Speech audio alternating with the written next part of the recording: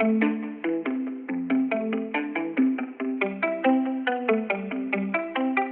it going? Welcome back. This is interior tour number 4. This is the real estate developer. He's been so kind to invite me and all of you back to do the entire interior tour and give a full backstory of how he got this house, how he got successful. He's got the Lambo, he's got the Sprinter van, and he's got the mansion. He's got it all. Let's go check it out. But no matter how cold it is, no matter how cold my hands are, we always knock. Let's go.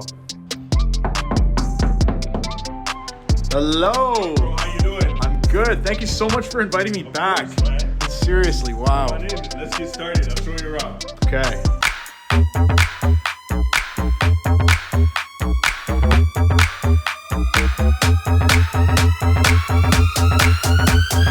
Sherrard, man, I want to say thank you so much for inviting me back to your house. The house is insane. The cars are awesome. I said it in the TikTok video. Who are you, man? Like, you got a lot of cool stuff here. Where did you come from? What's your backstory here? Sure. Well, I'm from Buffalo, New York. Okay. I grew up there, but I moved to Canada when I was 12. So I'm an immigrant and I'm a real estate developer. But the funny thing is I went to school, I thought I wanted to be a doctor. I did want to be a doctor. But then, you know, life has a way of taking you down a different path. And I started doing real estate and I started getting deeper into it, and the options that were available, helping people was always my calling. And I realized I could help them through creating financial security, obviously having housing, which is something everyone needs. And I've been doing development now for about 8 years. And you finished your education? I finished. So you finished education, but that wasn't really your calling. Owned real estate brokerage. I sold real estate for 10 to 12 years. I trained 30 agents to sell real estate. So that was my introduction into it.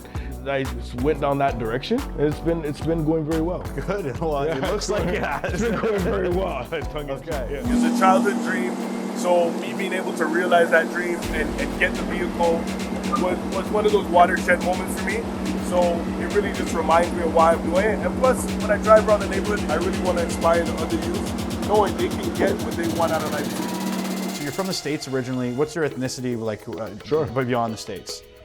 I'm American. I'm Just fifth full-blood generation runs- American. Wow. So people ask me that, where are you from, right? Got you. And I'm like, I'm from America. And they say, well, where are your parents from? And I say, they're from America. And then they keep going. It's like, where do you want to end, right? Yeah. So what brought you from America to Canada? So what happened was, my parents were married, they got divorced when I was about 5, and then my mom and dad got remarried. It's a beautiful love story. From financially, we didn't have a lot, but we had family, we were very close-knit. Welcome to the kitchen. I love it, has a huge island cooler right there, which I love. When I was young, my mom wouldn't let me drink pop, so now I can drink all I want.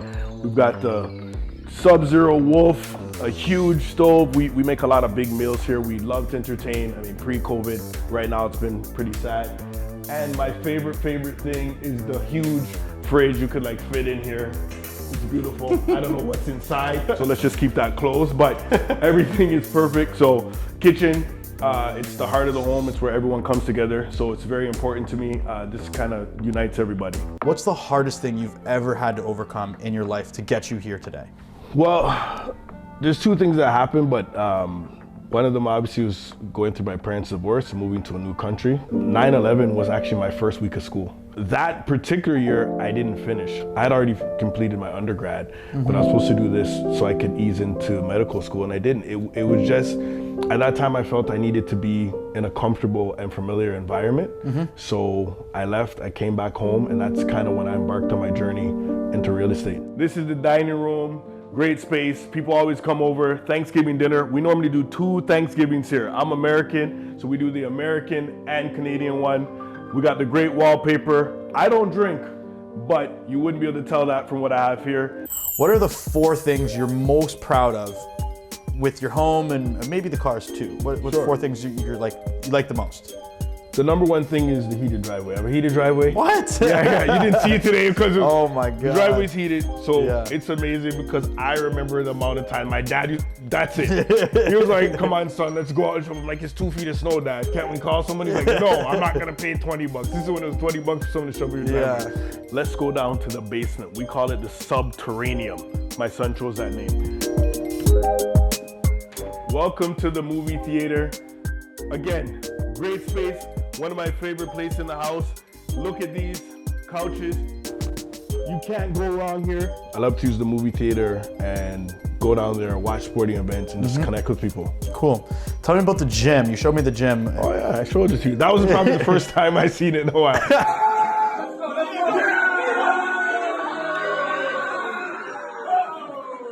I only see the gym on the way to the movie theater. Okay. Right? So I don't go in the And the gym, candies. And I go to the candies, and then I just feel guilty the whole time I'm down there.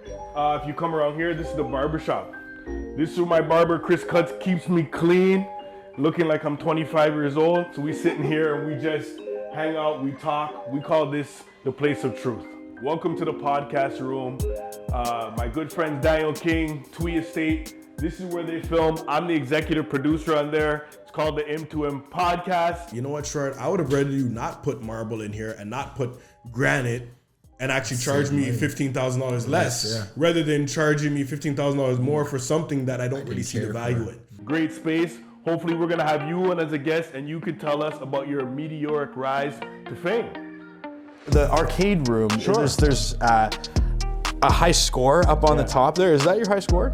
No, that's not my high score. So that score is actually I had a son. He was born premature. He passed away. Oh, really? That's his date of birth. And it was very difficult. It caused me to have certain issues like general anxiety because up until that point, I don't think anything really bad happened that was terminal, that you couldn't overcome. Wow, right? Like sorry to hear that, yeah. Yeah, and I respect it. You'll have a setback and you feel like you can always make a comeback. All right, come on, let's go check out the second level. Where do you pull the design inspiration from here? When I designed this house, I'd gone to Europe for a month before, and a lot of stuff that they're doing is kind of ahead of our time. I hear that, yeah, I hear that a lot. All right, here's the bathroom. Love it, because we got the marble countertops, undermount sink, the water coming from the wall, special touch. We got the specialty mirrors with the hanging lights, a TV, so when I'm in the tub relaxing, I love to put on Netflix or Amazon Prime, and then we got the huge shower. Now we got a shout out to Kylie Jenner. We have a lot of pressure in here. Definitely something you want to see. And like my mom, she was always like a fashionista. She was always someone who had good taste. Thank God I didn't get it from my dad, because my dad, he dresses like, you know, Steve Harvey. He's got these big suits and they're oversized, and my mom is so classic and petite. So there's so many unique lights in the home, chandeliers. There's almost one in, like, there's one in like the closet. They're everywhere. It just changes the whole room. It changes the dynamic of the whole room. It's a small thing that people miss, I agree. but that you really need. Where do you look for your style, and how much, I mean, ballpark would you say you've spent on it, or average kind of spend on your style clothing and, you know, all that amazing stuff in that walk-in closet? You know what I like to do? I like to accessorize. I like to buy stuff because at my core, I'm still a person who wants to make money. I'm an investor. I like to wear pieces that I think are gonna be timeless, but my all-time is probably like just Louis Vuitton. I love my Burberry jacket. I want to wear this when I want to really get noticed. And if I really don't think people have seen enough of me yet, then I pull out these ones. And if they still don't know who I am, I pull out these ones, the Versace. So I have everything here. If you notice, a lot of these suits have dust. No more suits for me. I just been going casual the last 3 years. So that's kind of where we're at. God knows how much I spent up there, maybe 100 something grand, but I think it pays dividends, right? All right, this is my Sprinter. Sometime when I don't feel like driving, I need to go visit one of my sites. We take this, let's see what it looks like inside. We got 7 seats, we got 2 32-inch TVs. I left it out, we got a cooler in the back, everything you need, massage and heated seats, and my favorite part, a Paw Patrol blanket. I've got total 8 bedrooms and 12 bathrooms. Yeah, I have 12 bathrooms. Because you never know when you have to go, right? And what you don't want to do is be in a situation where you can't get to a bathroom, right? So. What are some tips you could give to a general audience to becoming successful? The first thing, the most important thing to me is be authentic. Do what you love to do. What I always do is picture myself in an empty room in a vacuum, and I ask myself, who would I really be? I don't want to be a reflection of what other people want me to be. Hey, a lot of people aren't looking for necessarily financial success, or a lot of people are financially successful, but they're not emotionally successful, or her home life's in shambles. And it's like, who are you in an empty room, in a vacuum? Who are you really? Wow, in a vacuum. I like In a that that reference. Yeah, That's that's a what I cool mean. analogy. In a vacuum. Sherrod, I really want to take this opportunity and thank you so much for all of the amazing information and education that I was able to retain from this conversation. I'm a mentor, I'm a teacher, and I'm someone filled with compassion for the world. Thank you for coming into my home. It was much appreciated. You're very gracious, and hopefully, you know, we're able to extend this relationship beyond, you know, what we had here today. Awesome. Thank you so much. Thanks. Thank you so much for watching right until the end. As always, if you enjoy this video, give it a thumbs up. If you want to see more of them, obviously subscribe. I got a lot more stuff coming on the way. If you don't know who I am, my name's Aaron Van Kampen. I go up to people's doors, I knock on them, and I ask them the question we all want to know. What do you do for a living?